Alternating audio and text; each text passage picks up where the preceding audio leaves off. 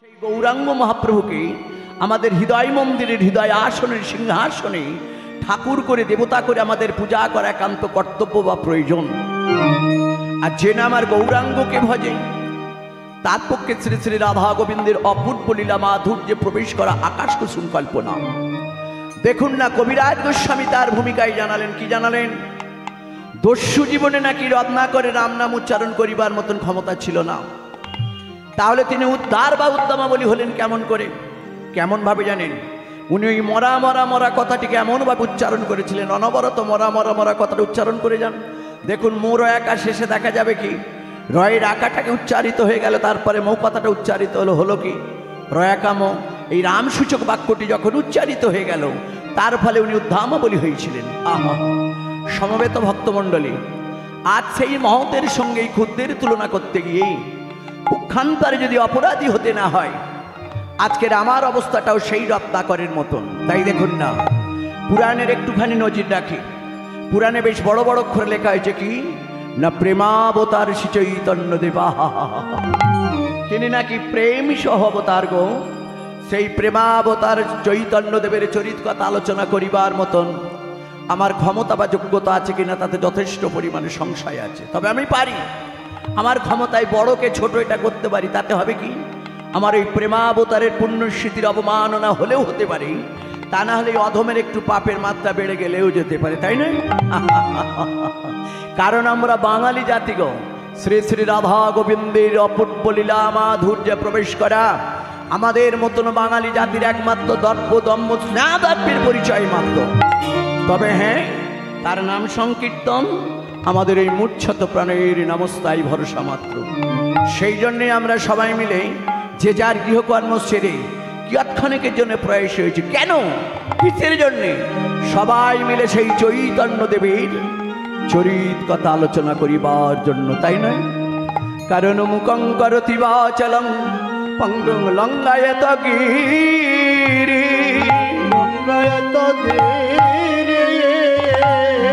আরে যৎকৃপদমহং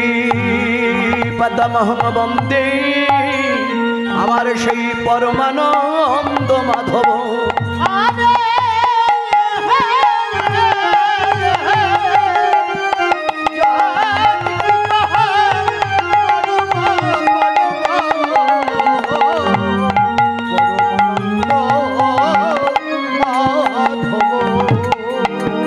আমার এই অবতারের সারি গোরাই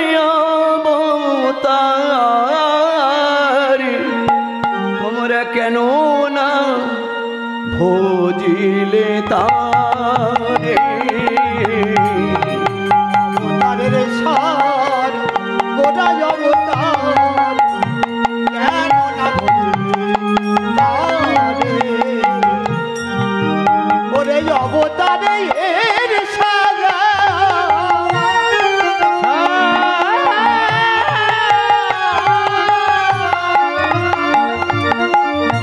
ওই না গোরাই অবতার। হরি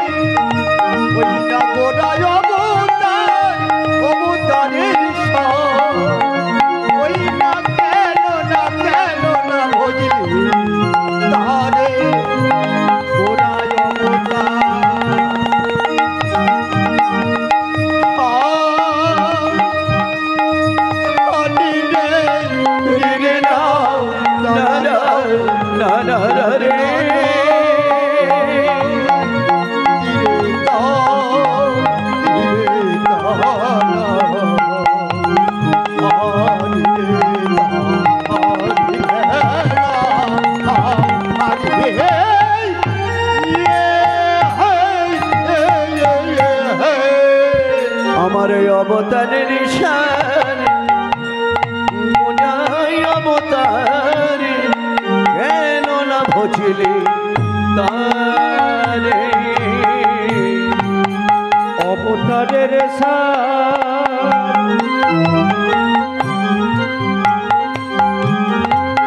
গোড়ায় অবতার মনে রে কেন না ভজিলি তারে কঠিন রে বাস কেন গেল না প্রিয়াস আপন কর্মে বসে রে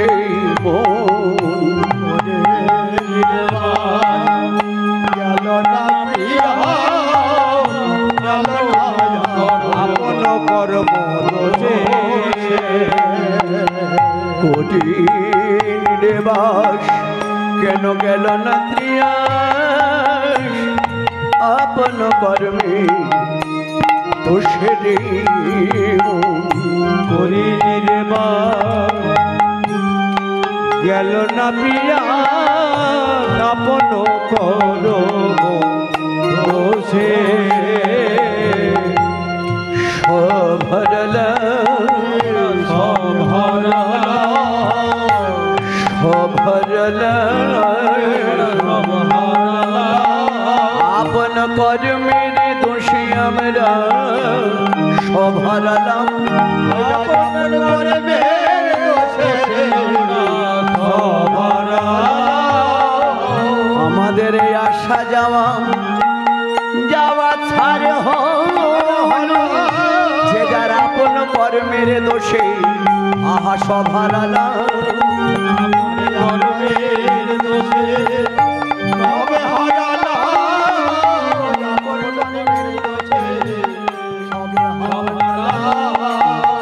সাধের মানব জন বৃথায় বহে গেল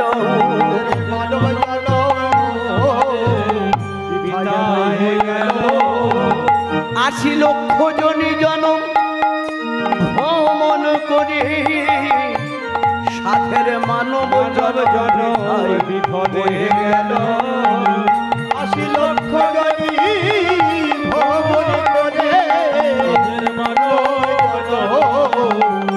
বিপদে গেল শুধুই আমারে আমার আমার কোনে শুধু আমার আমার কোনে কেন একদিনও ভেবে ওই না দেখলি না মন শুধুই আমারে আমার আমার কোনে একদিনের তরে ভেবে দেখলি না রে শুধু আমার আমার কোনে হানি তাই হা গৌর বলে কেন ডাকিলি না রে মন শুধুই আমারে আমার করে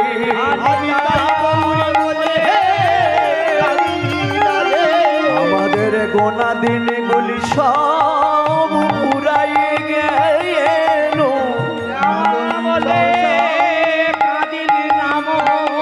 আমাদের গোনা দিনগুলি সব পুরাই গেল আমরা কেন পাই আমরা ভাবিলাম আমারে আমারে করে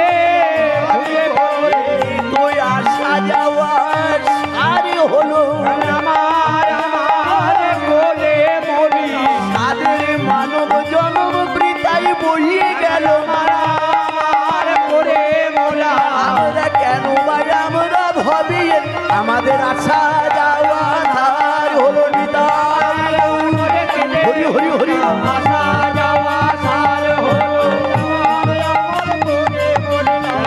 আমার আমার করে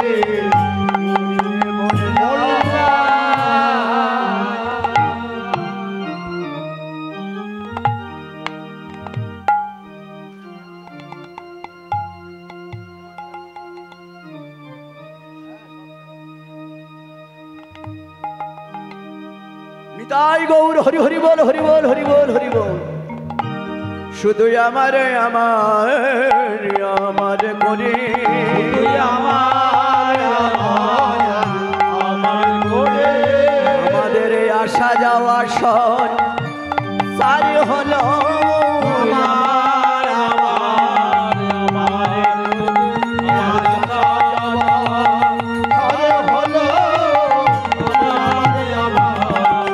আমার করে।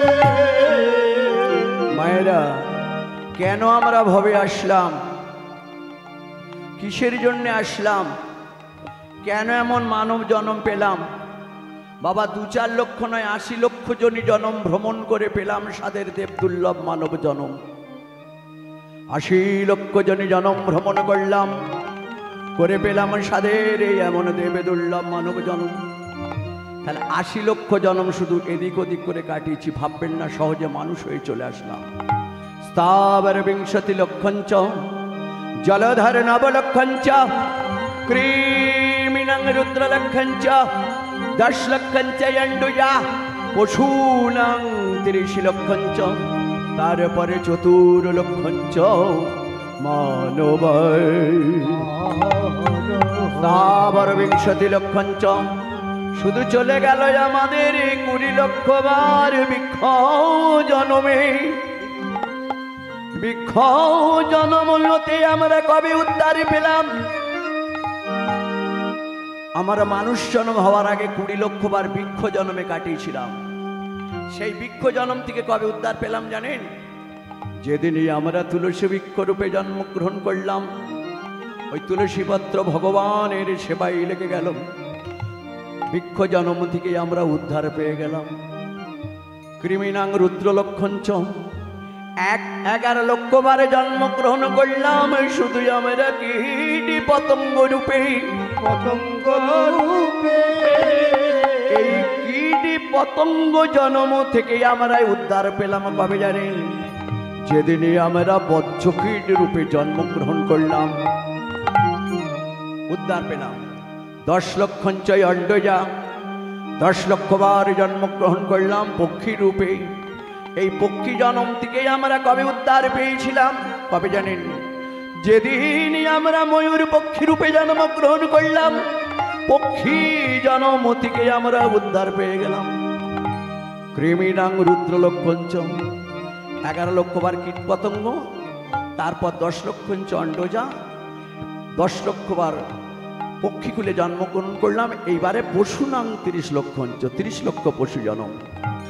পশু জনম থেকে কবে উদ্ধার পেলাম? যেদিনই আমরা গাভী রূপে জন্মগ্রহণ করলাম। গাভীর দুগ্ধে ক্ষীর সর ছানা নবনিমাখন প্রস্তুত হলাম, ভগবানের সেবায় লাগলাম। গাভী জনম থেকে উদ্ধার পেয়ে জন্মগ্রহণ করলাম 4 লক্ষঞ্চ 4 লক্ষ বারের এমন মানব জনম।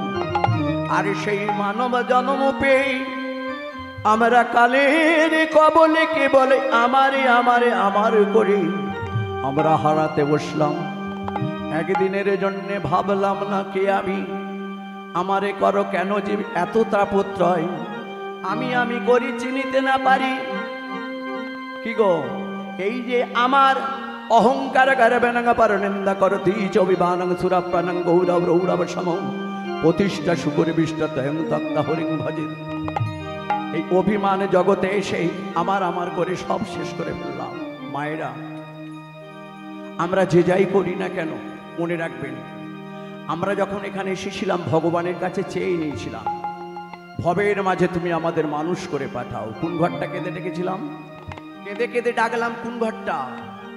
মাতৃ জঠরে পেয়ে জীবী কত যন্ত্রণা, আমরা ভবে গিয়ে ভজব হরি সবাই মিলে করিনু মন্ত্রণা।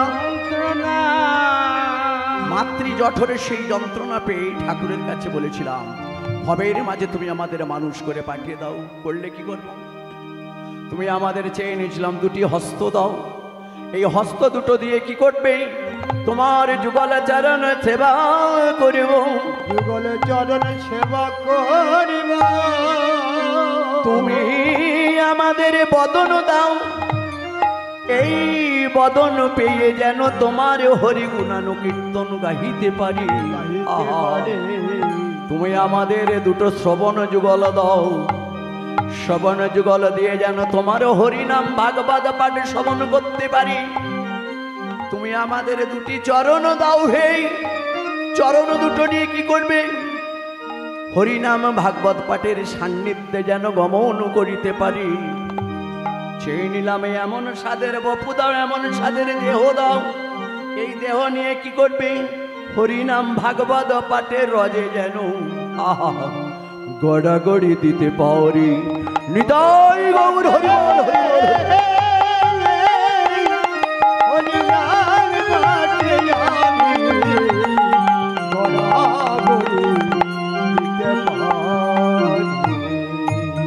এইবারে আমরা ভবে আসিলাম, ভবের মাঝে এসে সব পেলাম, সব পেয়ে আমরা সব হারালাম।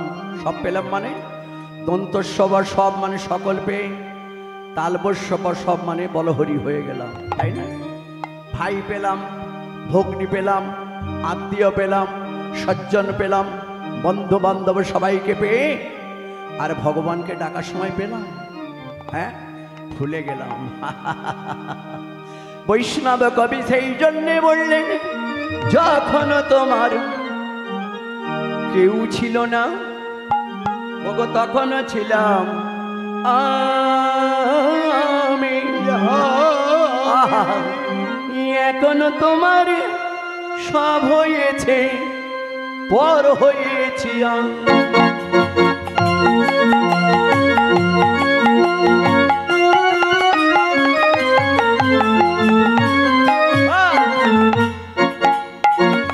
যখন তোমার কেউ ছিল না তখন ছিলাম আমি।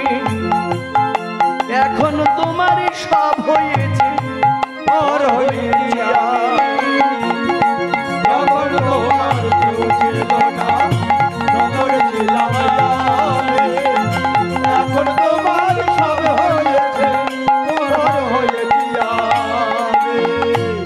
আমি তো পর হয়েছি, আমি তো বড় হয়েছে।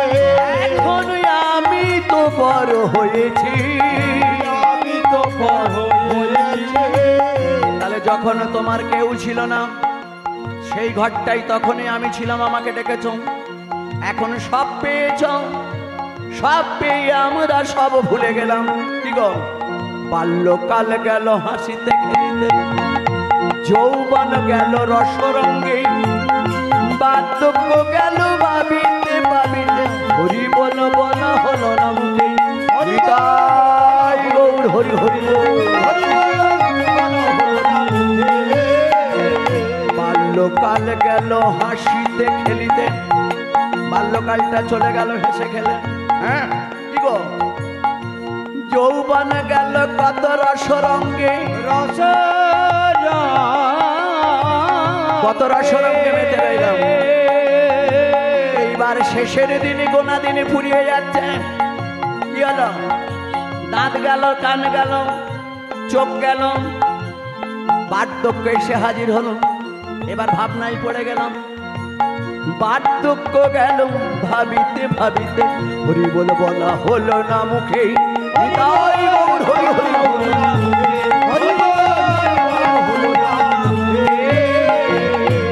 আজ ভজবো কাল ভজবো বলে গোনা দিন গুলি সব কালের কবলে আমরা হারাইয়ে ফেললাম, হারাইয়ে ফেললাম।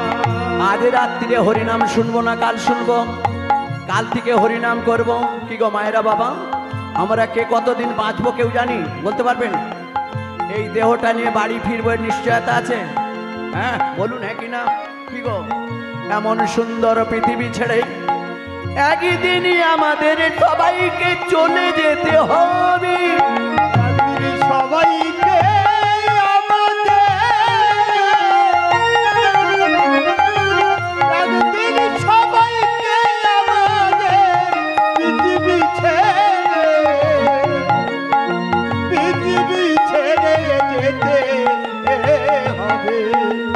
সেই জন্য বৈষ্ণব কবি বলছেন, সকাল সকাল মাখন বেলা হলে ঘোল, বাল্যকালে ভজন